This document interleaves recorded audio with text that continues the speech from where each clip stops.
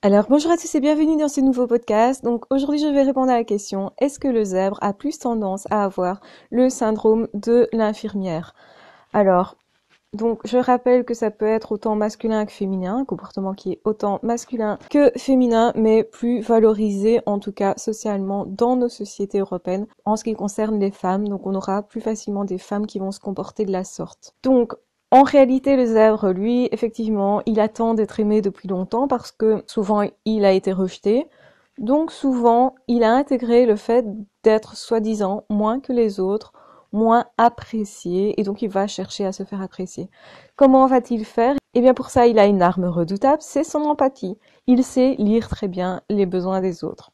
Du coup, il aura forcément plus facilement tendance à y répondre parce que il est aussi impacté par la souffrance de l'autre, par la sensibilité éventuelle de l'autre, par les émotions des autres. Donc il va se mettre à trembler quand il voit quelqu'un trembler, il va se mettre à pleurer plus facilement quand il voit quelqu'un pleurer, il va s'imprégner des émotions des autres et donc du coup il va devoir apprendre aussi à se mettre à distance à certains moments.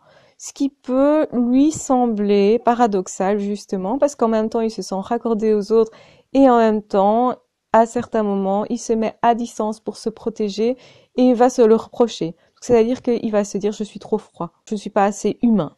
Et donc, parfois, comme ça, en apparence, il y a cette sorte de carapace chez le zèbre qui peut le faire paraître froid et distant, ce qui est en fait une protection justement du fait de ressentir énormément les besoins et émotions des autres, mais aussi du fait de sa propre sensibilité et de sa propre empathie. Donc effectivement, ayant cette capacité particulière à se mettre à la place des autres, il peut se dire ok, c'est un atout de taille et donc pour me faire apprécier, je vais répondre aux besoins des autres, comme ça ils m'aimeront.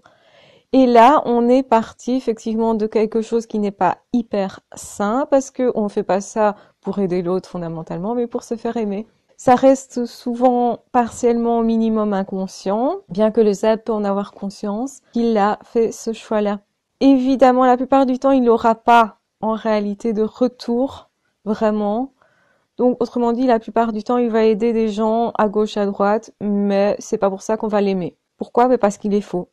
Parce que d'une part, il se critique lui-même, il a l'impression d'en valoir moins, et du coup, il va avoir comme comportement justement de compenser en se disant, puisque on m'aime pas habituellement, puisque je ne vaux pas grand-chose, je vais essayer de me prouver que je vaux quelque chose en aidant les autres.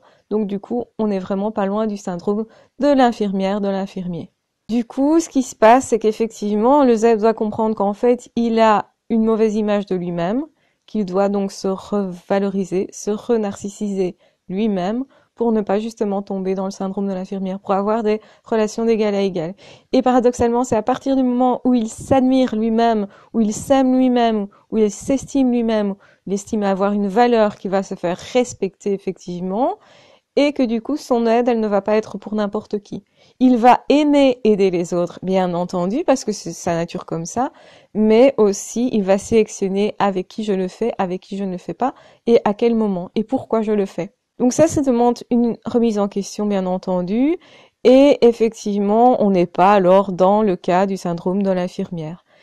Donc oui, effectivement, les zèbres ont plus tendance à avoir ce syndrome de l'infirmière du fait justement d'avoir été dévalorisés régulièrement, de ne pas avoir pu ou su trouver sa place, il va se sentir moins qu'un autre. C'est ça qui le fait extrêmement souffrir et il doit comprendre qu'en fait, il n'est pas moins qu'un autre, qu'en réalité, les autres peuvent le dégrader, l'humilier, etc. parce qu'il a des aptitudes justement supérieures, une vitesse particulière au niveau mnésique, des capacités décalées de voir les choses. Donc, il va poser question aux autres et créer de l'inconfort chez les autres. Cet inconfort-là va faire en sorte que l'autre va le rejeter, le mettre à l'écart, etc. parce que il va rejeter en fait ce qui est inconfortable, non pas le zèbre en tant que tel, en réalité.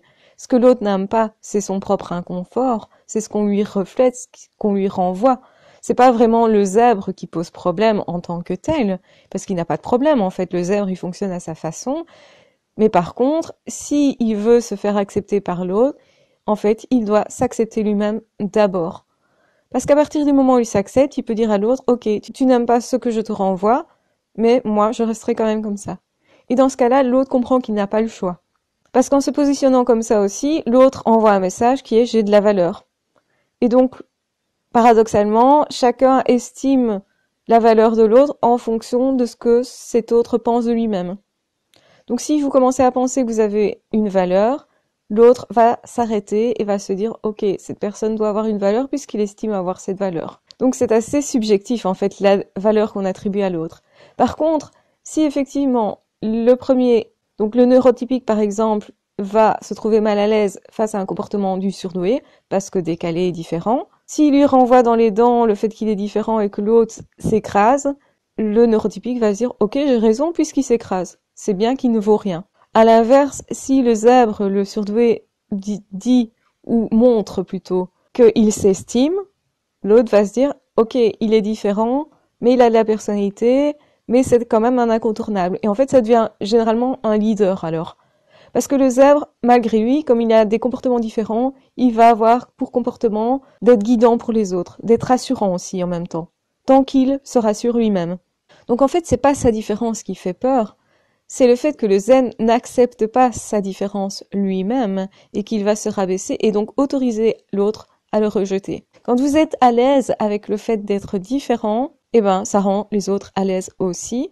Bien sûr que les autres vont vous remarquer. Bien sûr que les autres vont voir que vous êtes différent. Mais si vous-même vous dites, ok, je suis différent, mais moi j'aime bien, et donc je vais apporter ma différence aux autres, au monde, etc., et je vais faire quand même, ben, l'autre n'aura aucun intérêt à vous rejeter, en fait.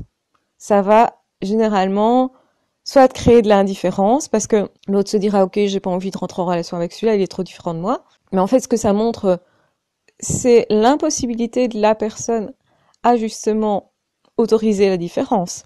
Ou bien, au contraire, ça va être, j'ai envie d'être en contact avec celui-là parce qu'il est différent, justement. Il a de l'autonomie, il a du répondant, il a une personnalité, c'est quelqu'un de différent, etc. Donc du coup, en fait, j'en ai pas peur, mais au contraire, je le prends comme allié. Et ça peut donner du coup de belles relations à ce niveau-là. J'espère que vous aurez mieux compris le syndrome de l'infirmière. Oui, ça fait partie aussi du fonctionnement du zèbre, en tout cas c'est assez proche, donc il faut effectivement faire attention quand on est zèbre de trop sacrifier sous prétexte de se faire aimer, sous prétexte en fait de flatter son ego, se revaloriser, parce que c'est ça que le zèbre essaye de faire de par ses blessures en réalité.